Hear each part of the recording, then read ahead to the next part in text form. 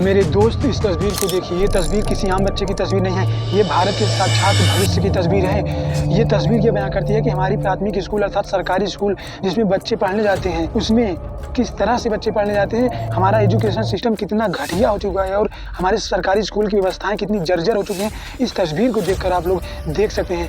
सरकारी स्कूल में जो दोस्तों हमारे बच्चे पढ़ते हैं, उनके माता पिता प्रॉपर नहीं ध्यान देते, उनके ऊपर उनके शिक्षक ध्यान नहीं देते, इसलिए हमारे बच्चे ऐसे स्कूल जाते हैं, इस हालात में जाते हैं, क्योंकि न उनके ऊपर माता पिता ध्यान देते हैं, न उनके शिक्षक ध्यान देते हैं। हम दोषी ऐसे स्कूल को भी देते हैं कि उस स्कूल के शिक्षक जो हैं वो ऐसे बच्चों का एडमिशन क्यों लेते हैं अपने स्कूल में, जब जानते हैं कि ऐसे बच्चे हमारे स्कूल में दाखिला लेंगे और इस तरह से यूनिफॉर्म में आएंगे, तो ऐसे शिक्षक क्यों लेते हैं।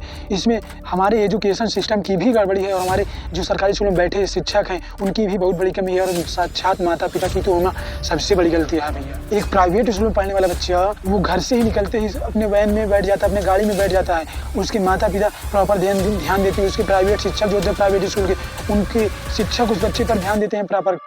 माता पिता शिक्षक प्राइवेट स्कूल में सब एक बच्चे के ऊपर ध्यान देते हैं, उस बच्चे की भविष्य की चिंता रहती है उनके माता पिता की और उनके शिक्षक की। आप ये जो मैं साक्षात प्रूफ लाया हूँ, ये देखिए, ये सोशल मीडिया से मैंने निकाला है, इसको आप पहले देखिए। अबे तूने रजिस्टर में एक हफ्ते में मदर से एब्सेंट करवाई है?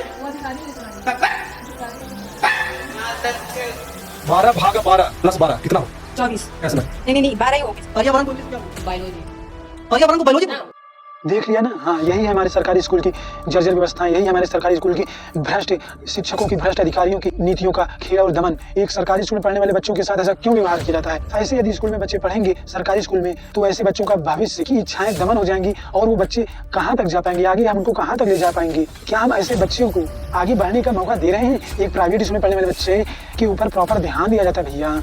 ध्यान इसलिए दिया जाता है क्योंकि उसको आगे बढ़ना है, उसके माता पिता उसकी फीस भर रहे हैं, फीस के पैसे दे रहे हैं और उन शिक्षकों की भी जिम्मेदारी बन रही है, वो फीस ले रहे हैं। इसलिए ऐसे प्राइवेट स्कूल के बच्चे निकलते हैं प्रखर रूप में और बुद्धिमान रूप में। हालांकि सरकारी स्कूल के बच्चे इतनी हालातों से लड़ जाते हैं, ये अपने हालातों से, परिस्थितियों से लड़ना सीख जाते हैं, ये कभी भी स्ट्रेस में, डिप्रेशन में नहीं जाते। ये कैसी भी परिस्थिति हो आगे चलकर झेल ले जाएंगे, परंतु क्या हम इन्हें इतनी आगे तक ले जाने देंगे? हमारा सिस्टम इन्हें आगे तक जाने देगा? ये बच्चे बताइए, ऐसे बच्चे यदि रहेंगे सरकारी स्कूल में पढ़ेंगे तो ये कहाँ तक जा पाएंगे? हमारे देश के लिए क्या कर पाएंगे? हमारे देश को कुछ क्या दे पाएंगे? बताइए आप।